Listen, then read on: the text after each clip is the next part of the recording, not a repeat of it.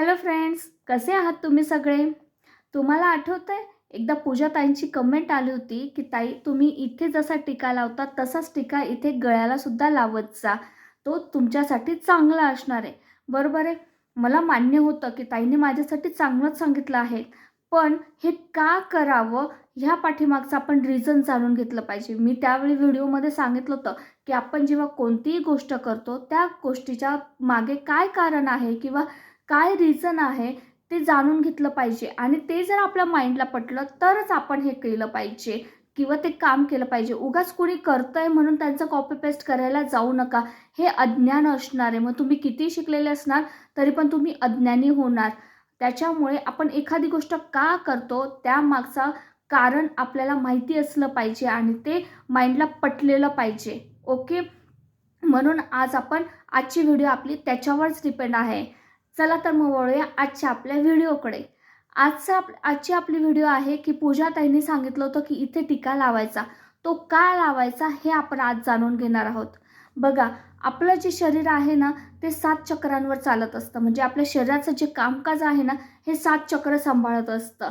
ते चक्र कोणकोणती? तर मूलाधार चक्र सगळ्यात पहिलं येतं मूलाधार चक्र, स्वाधिष्ठान चक्र, मणिपूर चक्र, अनाहत चक्र, विशुद्धी चक्र, आज्ञा चक्र, सहस्रार चक्र. किती चक्र झाले? 7 चक्र. या 7 चक्रांवर आपलं शरीराचं कामकाज अगदी सुरळीतपणे चालू असतं. पण कधी? जेव्हा ती चक्र ॲक्टिवेट होतात तेव्हा.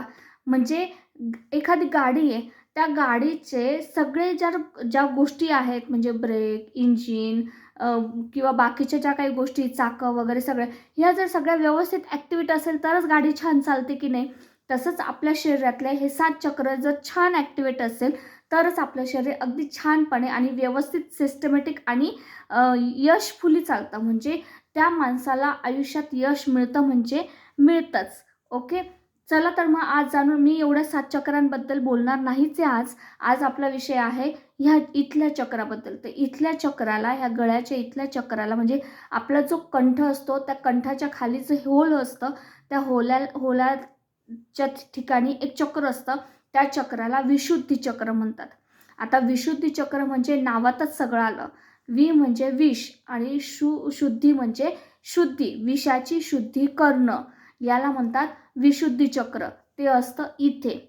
त्याची देवता ही सरस्वती माता असते. रंग निळा असतो.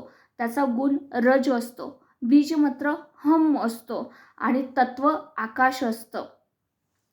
विशुद्धी चक्राचा मेन पॉईंट आहे ते आपलं तन आणि मन शुद्ध करणं. आपले विचार, मग ते कधी शुद्ध होणार? जेव्हा आपले विचार शुद्ध होतील तेव्हा ते.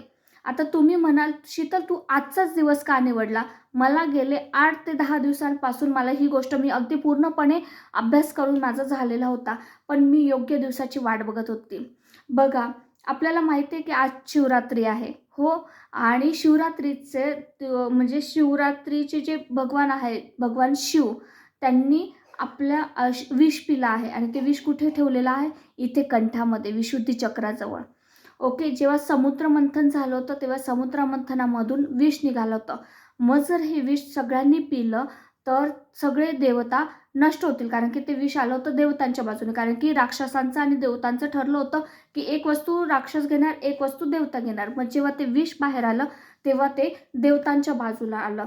मग आता जर हे देवतांनी पिलं तर सगळं जगामध्ये फक्त राक्षसांची सत्ता बनेल आणि परिणामी हे जग सगळं उद्ध्वस्त होईल.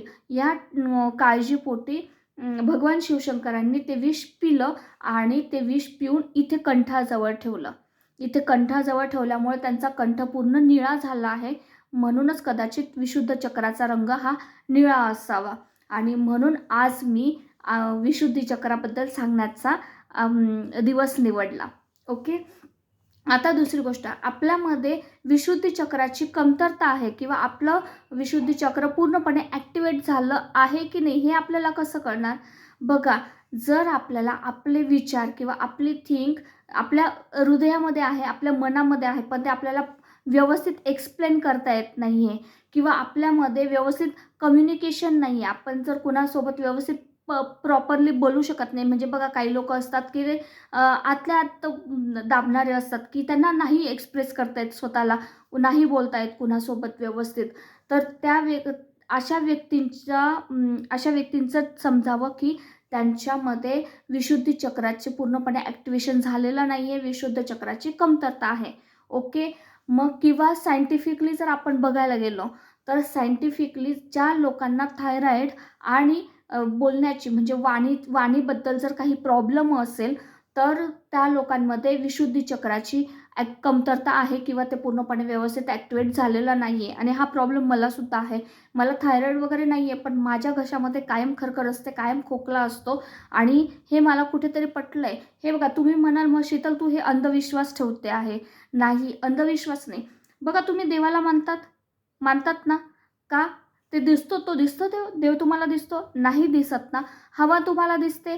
नाही. तरी पण तुम्ही हवा श्वास घेतात. देवाला मानतात का? देव दिसत नाही तरी देवाला मानतात. मग जर आपण देवाला मानतो आहे, जर ती पॉझिटिव्ह एनर्जी आपण मानतो आहे, तर मग त्या पॉझिटिव्ह एनर्जीला ॲक्टिवेट करण्यासाठी अजून काही ग्रंथांमध्ये किंवा पूर्वीच्या ज्या ऋषीमुनींनी ज्या गोष्टी लिहून ठेवल्या आहेत, ज्या चक्रांबद्दल माहिती लिहून ठेवलेली आहे, ती पण खरीच असेल ना हो. मग कुठेतरी आपण श्रद्धा ठेवून, आपण देवपूजा करतो, तर श्रद्धा ठेवून करत असतो. बरोबर आहे? मग ह्या पण गोष्टी आपण श्रद्धा ठेवून केल्या पाहिजे. मग ह्या ॲक्टिवेट करण्यासाठी फक्त एकच गोष्ट उपयोगाची नाही का, फक्त इथे टीका लावणं. ओके. पूजाताई, तुम्हीसुद्धा ऐका. तुम्ही म्हणताय इथे टीका लावत जा, तो चांगला असतो. येस, मान्य आहे, विशुद्धी चक्राची पूजा होते किंवा विशुद्धी चक्र ॲक्टिवेट करण्यासाठी आपण इथे टीका लावला पाहिजे. पण फक्त इथे टीका लावून विशुद्धी चक्र ॲक्टिवेट होणार नाही आहे. त्याच्यासाठी अजून एक दुसरी गोष्ट, की तुम्हाला हमचा रोज मेडिटेशन करावं लागेल. ॲटलीस्ट दररोज 5 मिनिट तरी तुम्हाला हमचा मेडिटेशन करावं लागेल. तिसरी गोष्ट, नावातच सगळं दिलेलं आहे. काय? म्हणजे विष आणि म्हणजे शुद्धी, म्हणजे शुद्धी, विषाची शुद्धी. मग विष, आपल्या शरीरामध्ये विष म्हणजे काय? आपल्या शरीरामध्ये सगळ्यात मोठं विष आहे ते आपले विचार. आणि सगळ्यात महत्त्वाचे म्हणजे आपले विचार आपल्याला शुद्ध करायचे आहे. जेव्हा आपले विचार आपले शुद्ध होतील, तेव्हा आपल्या वाणीतून शुद्ध गोष्टी बाहेर पडतील. आणि जेव्हा शुद्ध गोष्टी बाहेर पडतील, तेव्हाच आपलं जे विशुद्धी चक्र आहे ते खऱ्या अर्थाने ॲक्टिवेट झाल्यासारखं वाटेल. मग जर तुम्हाला माझी ही गोष्ट पटत असेल, तर प्लीज माझ्या चॅनलला लाईक करा, सबस्क्राईब करा आणि जास्तीत जास्त लोकांना शेअर करा.